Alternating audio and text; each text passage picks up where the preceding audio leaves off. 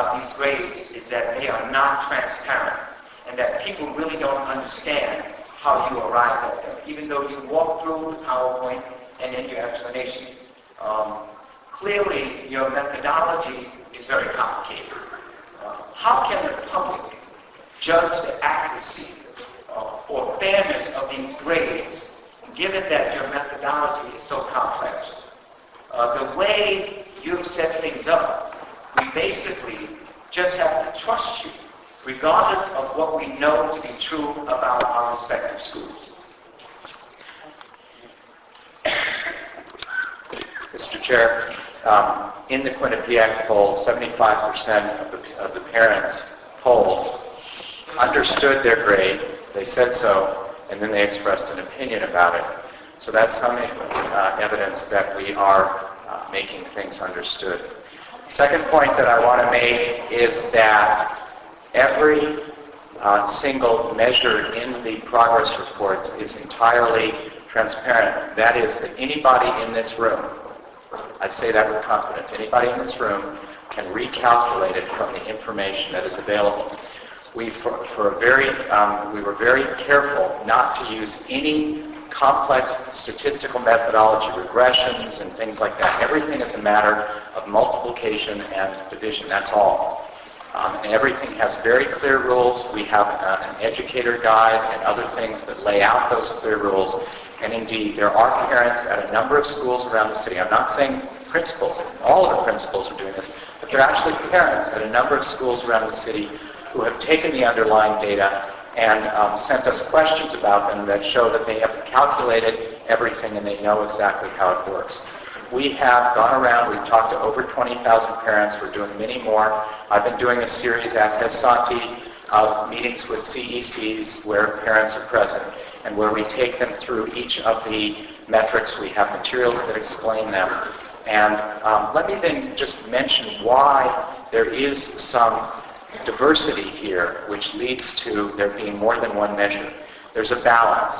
If you use one measure, it's really simple. But the problem is it's very likely going to miss what many schools contribute to kids. If you don't have surveys, that makes it a lot simpler. If you don't have measures of progress and you just look at where the kids are from year to year, that makes it simpler. But it also makes it unfair to schools because it doesn't measure what schools do, and it also doesn't measure what parents, teachers, and students can see about their schools.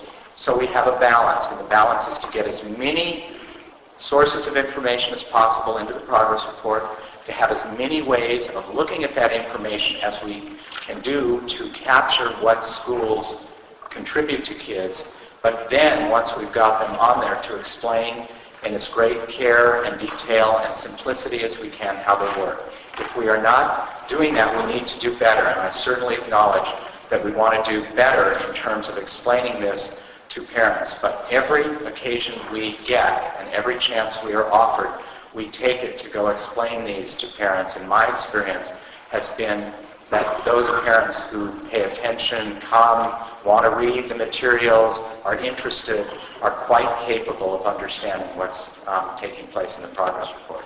Thank you. Concerning the Quinnipiac poll, was that something that you asked them to do? No, absolutely. Out of the blue, didn't hear about it until I saw it in the newspaper. Okay. Do you have the questions or methodology that they use in asking those questions? I do have the questions. The Quinnipiac poll is, of course, a very well-respected poll for the metropolitan area. I assume they use their usual high standards. I'm going to ask counsel to get the questions that they ask. Do you know, Mr. Liebman, whether or not your press office was in contact with Quinnipiac polls beforehand and fed them questions in order to ask those questions? Because they were not. This was. Sure about that? I am sure about that. Okay. All right. The next question that I have, and you may have seen some of my colleagues leaving. There's a vote in land use, and so we're running back and forth. In fact, I have to go and vote myself, and I'll give the mic to Mr. Fiddler right after I finish this last question. A way of addressing the problem I just raised is to break down the grades a bit in a way that is helpful and useful to parents, regardless of what Quinnipiac says. If I'm a parent and I'm trying to make a decision about where to send my child to school, or about whether my school is doing well, I want to know some basic things, like are students performing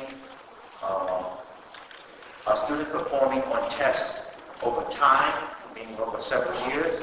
What the school environment is like in terms of class size, school safety issues, the overall size of the school, student support services, and to what extent parents are involved in the school.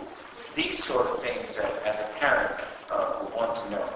But when I look at one grade for the school, I don't really get a sense of any kind of this. Wouldn't it be better to have several grades based on factors like the ones I just described? And let me just say, before you answer the question, that I will be addressing the components of your grades and other questions, but I just want to get at this overall issue first.